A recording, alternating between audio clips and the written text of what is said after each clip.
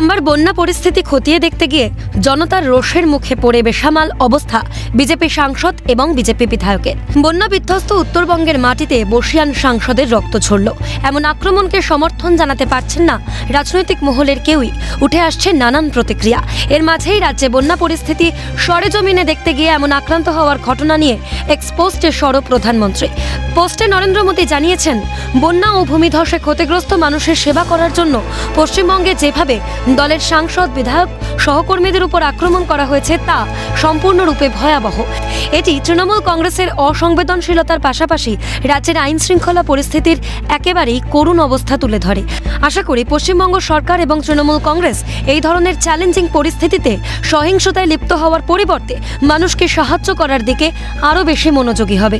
আমি বিজেপি কর্মীদের জনগণের মধ্যে কাজ চালিয়ে যাওয়ার এবং চলমান উদ্ধার অভিযানে সহায়তা করার আহ্বান জানাচ্ছি। মোদীজির এই পোস্টের সঙ্গেই নানাবিধ প্রতিক্রিয়া উঠে এসেছে রাজনৈতিক মহল থেকে।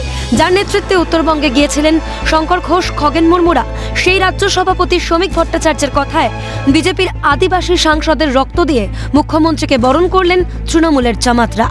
উত্তরবঙ্গের তৃণমূলের জামাতরা, তৃণমূলের কর্মীরা বিজেপির আদিবাসী সাংসদের রক্ত দিয়ে মুখ্যমন্ত্রীকে বরণ করবে।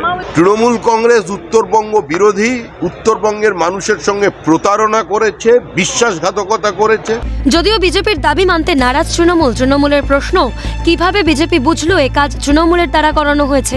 এমন ঘটনাকেও যে কোনোভাবেই সমর্থন করেন না তৃণমূলের কোনো নেতা, তাও বললেন কুণাল ঘোষ। তবে বুঝিয়ে দিলেন, মানুষের ক্ষোভ কিছু কম নেই বিজেপির উপর। যে ঘটনাটা ঘটেছে খারাপ ঘটনা, আমরাও নিন্দা করছি। মুখ্যমন্ত্রীও বলেছেন, কোনো মানুষের কারুর যদি ক্ষোভ থাকে কোনো দলের ওপর, কোনো নেতাদের ওপর, এটা তার বহিঃপ্রকাশ হওয়া উচিত নয়, এটা তার পদ্ধতি নয়। ফলে এটা আমরা নিন্দা করছি, বিরোধিতা করছি। মানুষকে সংযত থাকতে বলেছেন মুখ্যমন্ত্রী, যে ইচ্ছা আসুক দেখুক। কিন্তু প্রবলেমটা বুঝতে হবে যে মানুষ জানেন এরাই 100 দিনের টাকা পেতে দেয়নি, মানুষ জানেন এরাই আবাসের টাকা পেতে দেয়নি, মমতা বন্দ্যোপাধ্যায়কে দিতে হয়েছে। এরা বিপদের দিনে থাকে না। আজকে আমাদের কাছে খবর, কোনো ত্রাণ নিয়ে যায়নি, শুধু ফটোশুট করতে গেছিল। তো মানুষ সেখানে বিক্ষোভ দেখিয়েছেন। আমরা সেই বিক্ষোভের পদ্ধতি কোনোভাবে সমর্থন করি না। যারা দুজন এখানে এসেছিলেন, একজন হচ্ছে শিলিগুড়ির বিধায়ক, আর একজন হচ্ছে মালদার এমপি, এরা নাগরাকাটার মানুষকে চেনার কোনো প্রশ্ন নেই। এরা তো নাগরাকাটার মানুষের সাথে কোনো যোগাযোগ নেই। এরা কি করে জানবে যে কে তৃণমূল, কে বিজেপি, কে সিপিএম, কে অন্য রাজনৈতিক দল করে? সিপিএম এর মোহাম্মদ সেলিমের কথায় এই ঘটনা রাজ্যকে বিরোধী শূন্য করার পরিকল্পনা। রাজ্যের এমন হাল ছিল না, দাবি মোহাম্মদ সেলিমের। বিভিন্ন জায়গাতে এমন একটা অবস্থা করা হয়েছে যে লুট চলবে কিন্তু বিরোধী শূন্য করতে হবে। এই সংস্কৃতি তৃণমূল কংগ্রেস নিয়ে এসছে।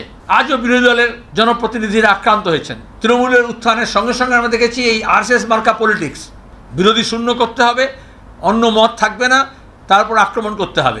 এই সংস্কৃতি ছিল না আমাদের রাজ্যে। সব মিলিয়ে নাগরাকাটা কাণ্ডে সোমবার দিনভর চলল রাজনৈতিক উত্তেজনার পারদ। বন্যা পরিস্থিতির মধ্যেও ঢুকে গেল রাজনৈতিক কাদা ছড়াছড়ি। ক্যালকাটা নিউজ।